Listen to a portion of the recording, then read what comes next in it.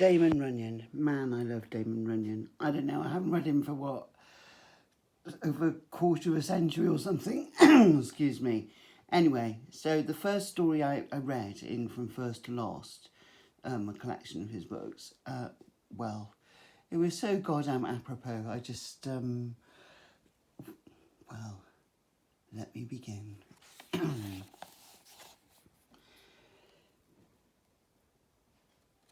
A squadroom conversation had drifted to the state militia, and everyone had taken a verbal poke at that despised arm of the military resources. "Once I belonged to the militia," remarked Private Hanks, curled up luxuriously on his cot and sending long spiral wreaths of smoke ceilingward. "That's what I thought," said Sergeant Cameron. "I recall that time you first took on. Plattsburgh, 97, wasn't it? I had an idea that you came from the state gravel wallopers." "I'm kidding, on the square," said Hanks. "I was an out-and-out soldier with the militia 2 years ago in Colorado. I helped put down the terrible rebellion in the Coal Creek district." This statement was received with obvious disbelief. "Let me tell you about that," said Private Hanks, sitting up. "Let me relate the sad circumstances of J. Wallace Hanks's enlistment in the Colorado State Militia. And if you all don't weep, you haven't got no hearts. There was a bunch of us, discharged from the 5th in Denver in 1904. We all has a good gob of finals, and of course none of us were going back. You all know how that is." And Private Hanks looked suggestively at Private William Casey, who had just returned that day for his 5th hitch after a fervid declaration of a week before that he was through with the service forever. Private Casey at that moment being seated disconsolately upon his cot, red-eyed and dispirited. "It takes me about a week to get ready to back up into the railroad building, to hold up my right hand and promise recruited Sergeant Wilson and Uncle Sam to love, honour and obey, or words to that effect. The rest of the gang was no better off. They was scattered up and down Latimer Street, stalling for biscuits and doing the reliever act with them nice new citizens they brought in the flush of their prosperity. We all see another 3-year trick sticking up as conspicuous as a Chinaman in a church, but none of us is dead anxious to go back so soon. We don't want the gang out the fort to give us the big tee-hee after all them solid swears and cosy and rosy air castles we'd regaled them with when we were departed. We'd like to lay off a while under the novelty of our return wouldn't be so striking. Most of us is too sick to even think of looking for work. We'd maced about everyone we could think of, from Highlands to the fort, and we're done, that's all. We're about 25 strong, take us all together, and there wasn't 40 cents. Mechs in the layout, things is certainly looking fierce, and we're all standing around on the corner waiting for the first guy to say the word for a break to the railroad building. I happened to pike at one of the signs in front of an employment office to see if someone ain't looking for a private secretary or a good manager, and it reads like this: "Wanted, able-bodied men for the state militia of Colorado, $2 a day and found." I leaves the rest of these sad-eyed dubs standing around where they are and stalls up into this employment office. There's a plug sitting behind the desk, looking as chest as a travelling man, and I nails him. "Where's this gig about militia?" I asks him. "Strike soldiers wanted, $2 a day and found," he says short-like. "Well, that's where I live," I tells him. "I'm the original soldier. All others are infringements." "You give me $2," he says, "and I'll ships you for a soldier." "Say, mister," I asks him, "if I had $2, what do you reckon I want a soldier for?" "That's my bit," he says. "If you ain't got it, of course I can't get it. The noble state of Colorado, she pays me just the same. But when I get it on out of rummies like you, I catches 'em coming and going. See?" I did all right, and it looks to me like it was a pretty fair graft. This guy explains the militia business to me. There's a big strike on in the Coal Creek district. The militia is out, but there ain't enough men, so they gives this employment guinea orders to pick up all he can. He's just the same as a recruiting sergeant, only different. I tells him about the rest of the bunch, and he agrees to take 'em all. Then I went back and told the gang, and you ought to hear the holler they sent up. Militia, nix, not for them. They'd starve first, and a lot more dope like that. Come out at it, I tells them.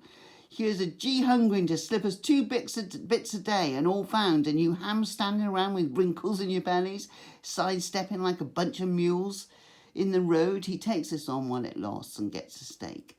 The steak's good for the money, or ought to be. Come along, children, before the boogeyman sloughs you in the skookum for mopery. Of course they comes.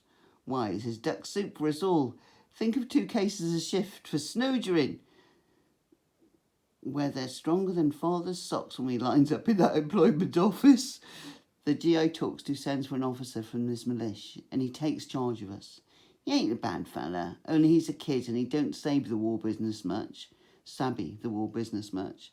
He asks me if I'd ever seen service, and when I flashes about 6 parchments on him, he liked to have a fit.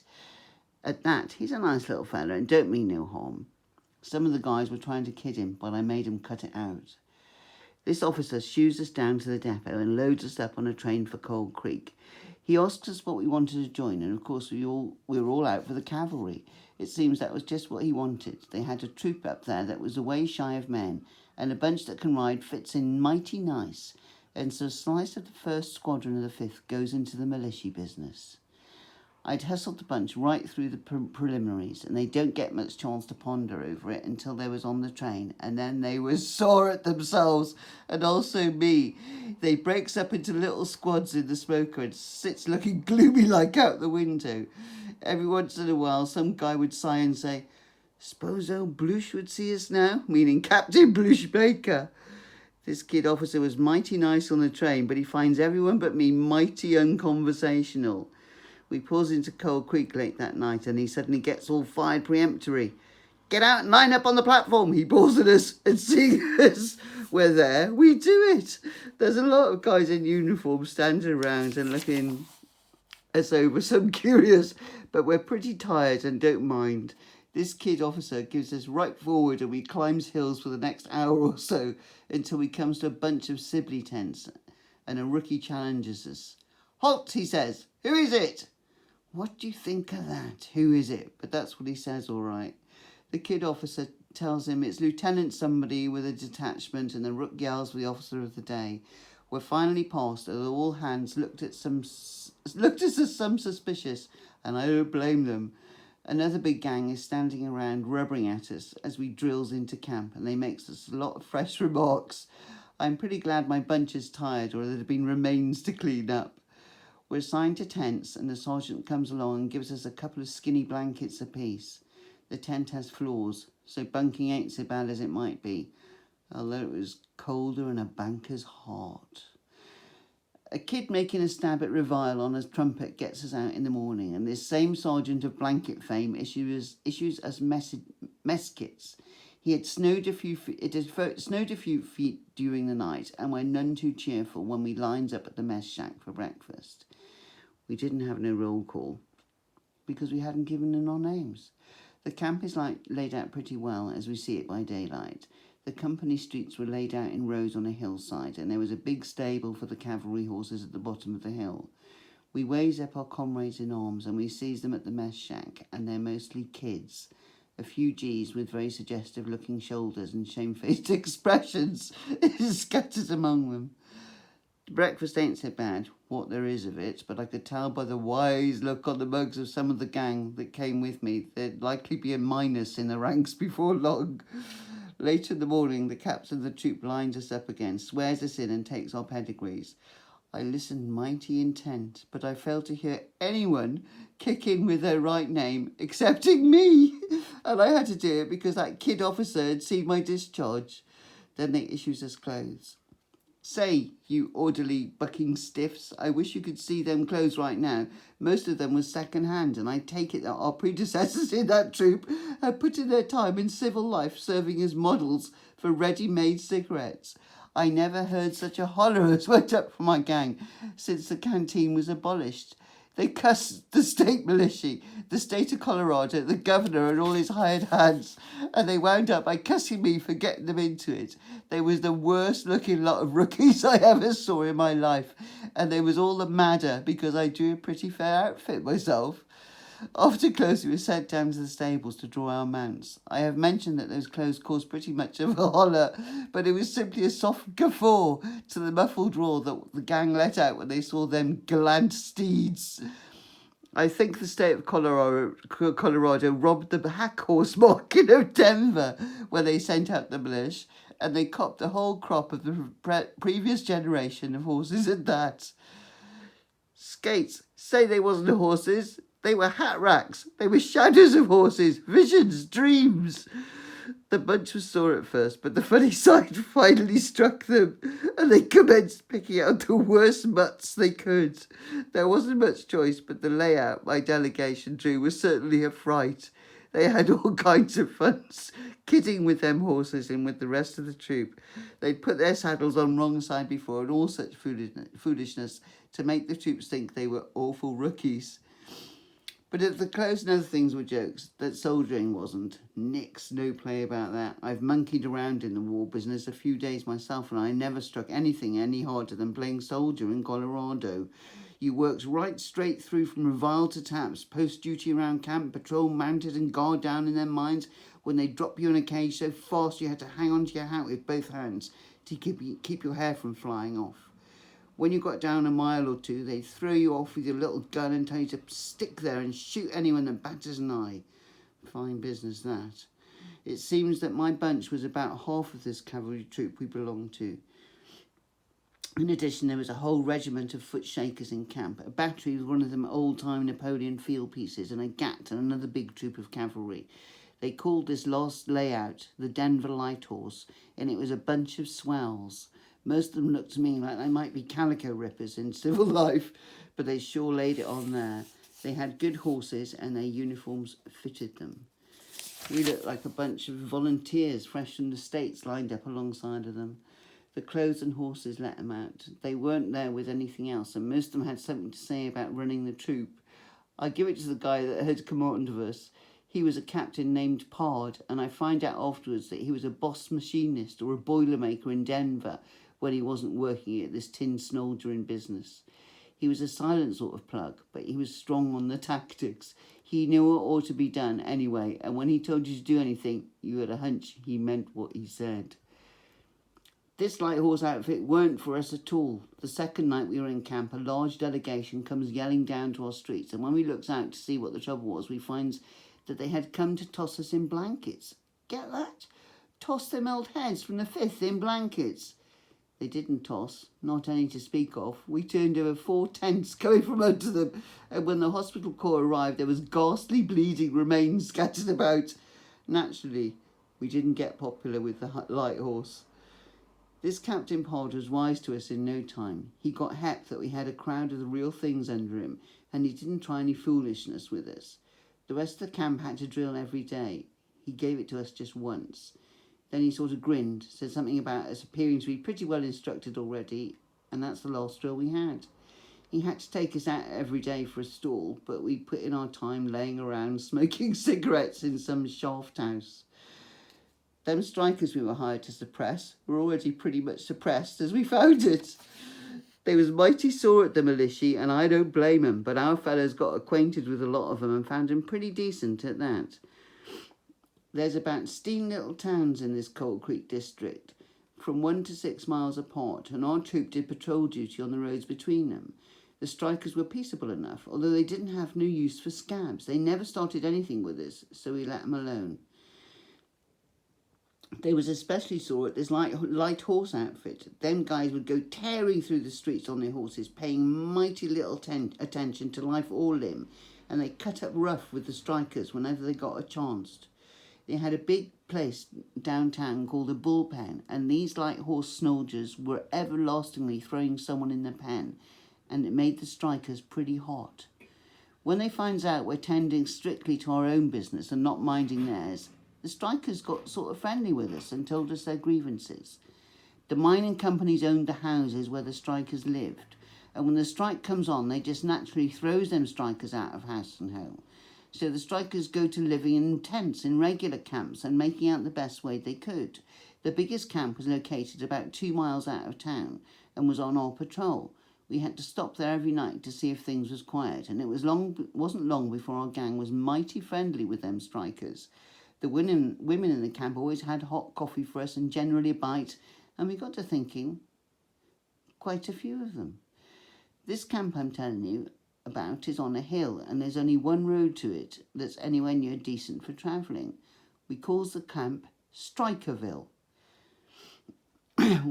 We'd been doing this play soldier act for about 3 weeks and was just sighting for a payday but to blow when a striker comes to us one day and tells us that the companies is going to give them the run from where they are camped. He says he has it pretty straight that the deputies will do the job and that this light horse outfit is in on the play. The deputies and the militia are to raid the camp at night and start a row. Then the next day the militia will run the strikers off altogether on the grounds that they are a menace to public peace. It seems, according to what this guy tells us, that if the strikers should be chased clean out of the district, scabs could be gotten without any trouble and the mines put to work again. He says the militia's part in the deal ain't to be recognised at headquarters, but the soldiers are to go along with the deputies like they was doing it of their own accord. Same as the time a bunch of deputies and soldiers wrecked a union newspaper over at Cadence. The headquarters hollers afterwards about a disorganised mob and making a rigid investigation to discover the guilty parties. But it was always noticed that the guilty parties were never caught and the office stayed wrecked. Well, this fella tells us that the gang was going to pull down the tents and wreck the whole camp. He was mostly worried about what it might do to the women and children because there was a lot of them in the camp and it was colder and blazes with 2 or 3 feet of snow on the ground. A girl baby was born to Mrs. Cafferty yesterday, he says, and it will go kind of rough with her and the kid. Why don't you put up a fight? Asks Dirty Dick Carson. Fight? What with? The fella asks. They took up every gun in the district when martial law was declared. If we could only put up one scrap, it would put a stop to this thing of sending these disorganised mobs, as they call them, around doing the dirty work. I've got a scheme, says Dick to me after the fella left, and he outlines it with much joy. It made a big hit with me right off the reel, and in stables that evening, C Troop, as represented by the former members of the 5th Cavalry, has a quiet meeting, and Dick and me talks to them long and earnest. When we gets through, we had a hard time keeping them from yelling their heads off, just to show how pleased they are. It's all for that McCafferty kid, I tells them. Think how'd you like it if he was just born and got throwed out of house and home into the snow. And also, think of Mrs. McCafferty's coffee. The bunch got so excited with sympathy, I was afraid they would tip it off to the rest of the camp. To carry out our scheme, we had to heave the first sergeant of the troop in. He made up the night patrols and assigned the other sergeants to command. Dick and me went to him and has him down to our tent where 6 of the old heads is gathered. It just happens that this top sergeant was a guy that had been with the volunteers in the Philippines, and he thought he was an old soldier. Along with it, he was pretty decent, and when he hears our scheme, he kind of grins and falls for it right away. There were 2 guard patrols made up of about 10 men, each under a sergeant, and they worked from dark until early morning, riding the roads. At roll call that evening, the top reads off the names of the men on patrol, and although every one of my bunch has been on duty the night before, our names is included in the list. In addition to that, he increases each patrol to 11 men, so as to take in all us fellas, and he says, there's going to be a non-commissioned officers' school this evening, and I want all my regular non-coms there. I'll appoint Private Hanks to command patrol number 1 and Private Carson to command patrol number 2. They'll report to me for instructions. That looked regular enough. The rest of the troopers tickled to death because they thought the top was throwing it into our gang for double duty. It had commenced to snow again, and no one wanted to ride roads that night. Serves them old stiffs tight, they think they know so much, I heard one of the rookie kids say as we scattered for our tents. In the meantime, I sends one of our fellows through the lines just as soon as we had saddled and ready to start out, with orders to ride to the strikers' camp and put them next. Then Carson and me went to the top for orders. I've always had a hunch that when we was talking to him in front of his tent, I saw a pair of eyes gaping through the flap, and that them eyes looked mighty like Captain Pod's, but I couldn't prove it if I had to. Don't let anyone get hurt now, was what the top had to say, and we falls in our details and rides out of camp. As I'm going past number 1, the sentry hollers at me, "More H-Troop." H-Troop being the light horse. "Nope, cavalry patrol, C-Troop," I told him. "I didn't know. Most of H-Troop seems to be out or mounted past tonight," he says, and a sort of chuckle runs through our bunch. It has started to snow like the dickens, and you could hardly see your file leader. We were all pretty well bundled up, so we didn't mind. The patrols were supposed to take different roads about a mile from camp, but we all headed straight out towards Strikerville. I sent out a couple of scouts to Handley, where the deputies hang out, and told them to hurry up and bring back a report. When we climbed the road to the strikers' camp, and you had to do it pretty slow on account of the rocks and not being able to see very well through the snow, we finds a big stir going on. There's a light in every tent and campfires are burning all around. The women and kids are huddled over the fires and the men are scattered about in little bunches, all talking at once. This guy I sent ahead had scared the life out of them. The president and half a dozen of their leaders of the union who lived in camp met us, and I made them get busy right away. As I tells you, this camp is on a sort of flat plateau on top of a hill, and there is only one road to it. I made them put the women and kids in the tents furthest away from the head of the road, leaving the lights and fires burning only where they could be seen from the bottom of the road. Then I gets every man, jack, and every kid of any size in the camp rolling snowballs. It was a wet, mushy snow and packed fine. "Put in a few rocks if you want to," I suggested. Well, I guess they did.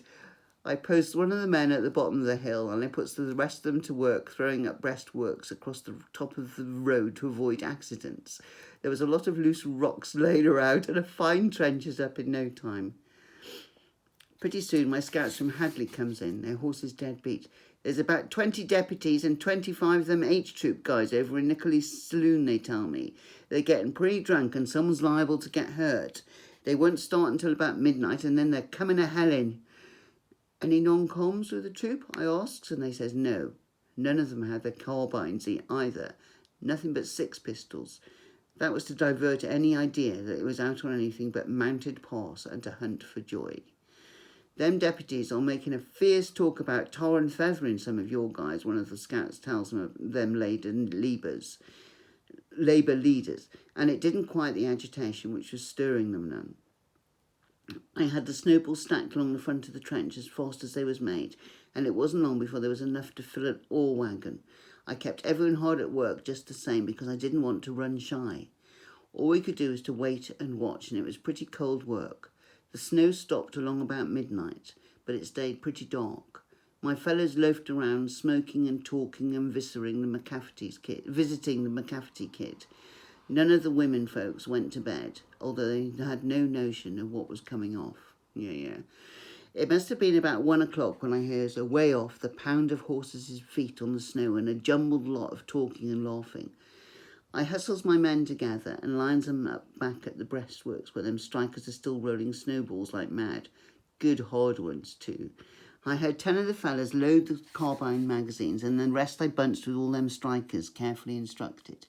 Pretty quick my outpost comes running up the hill. "They've stopped down below," he says. "They're going to come with a rush to surprise the camp. All of them are half stewed."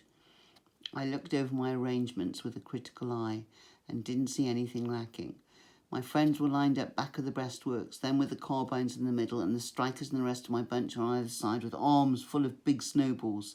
We could look right down on the roadway, shining like a streak of whitewash across a coal pile. Back of us, a few dying campfires were sputtering and lights burned in a few tents. It was quiet as a graveyard. Then a sudden yell splits the air, and here they comes! They was all mounted, and they was trying to run their horses up that steep, slippery road, yelling like crazy people. Some of them starts shooting in the air. They was riding without any kind of formation, and you couldn't tell soldiers from deputies. I waits until they are right below us in the road, and then I fires a shot from my carbine and hollers, "Halt!" They stopped right in the middle of a yell for about a minute, but it was long enough. It brings them to a stop just below us, and I screeches, "Ready! Aim! Fire! My carbine gang tears off a volley, and the rest of the gang behind the breastworks launches about a barrel of snowballs on top of the bunch in the road.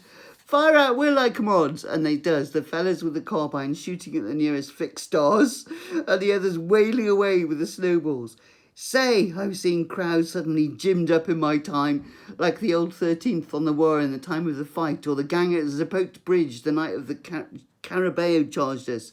But that delegation in the road skinned them all, a Salt Lake City block. They was just naturally stood on their heads. They yelled in dead earnest, but they didn't do no shooting. They didn't have time. I hadn't thought about there being any danger until I sees that bunch milling around in the road. The horses rearing and snorting and kicking and everyone trying to go in the same direction at once. I was leery someone was going to get killed. If any one of them had gone down that muddle, it would have been all day with them. The language their men used wasn't scarcely fit to eat. All the time, my crowd was slamming big snowballs down on the heads of the enemy and firing carbines. And some of the yells that rose out of the cloud of snow in the road sounded real painful.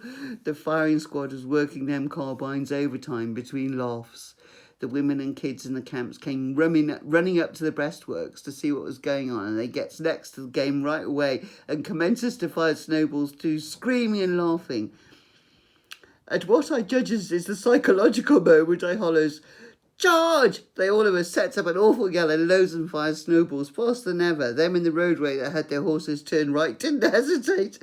They went down that road with a disregard for their necks that made me nervous.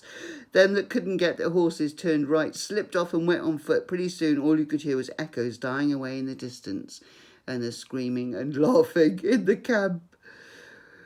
We didn't wait for them strikers, thanks. We got our horses and got out of there almost as fast as the enemy. I separated the patrols and sent one out one way and took the other direction with my squad.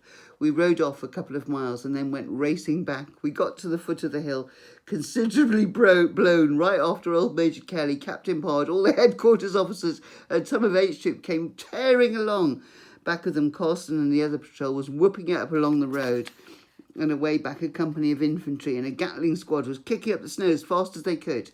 They had heard the shooting at headquarters and an H Troop had buzzed into camp with an exciting tale about the strikers massacring harmless soldiers and deputies.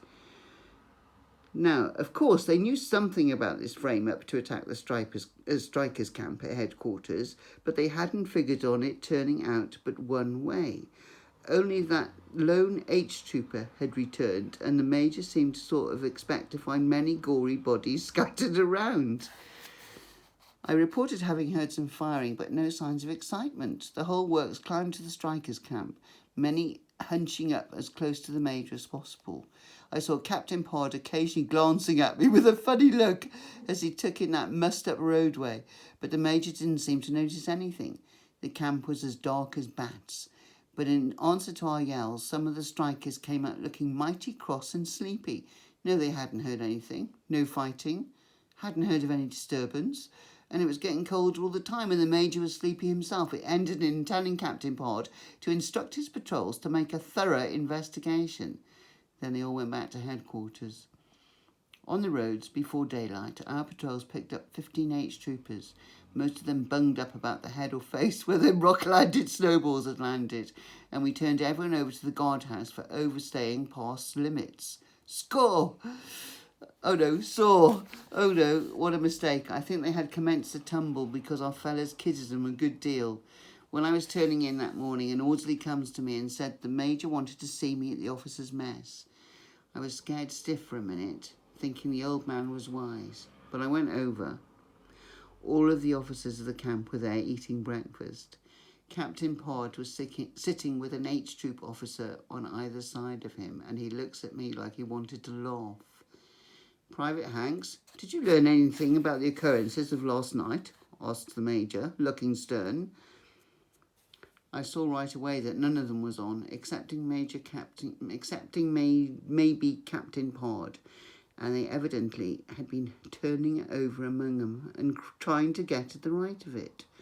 "Sir," says I, saluting, "as near as I can make out, a gang of H Troopers got gay around the strikers' camp and the women snowballed them away." Oh, yeah.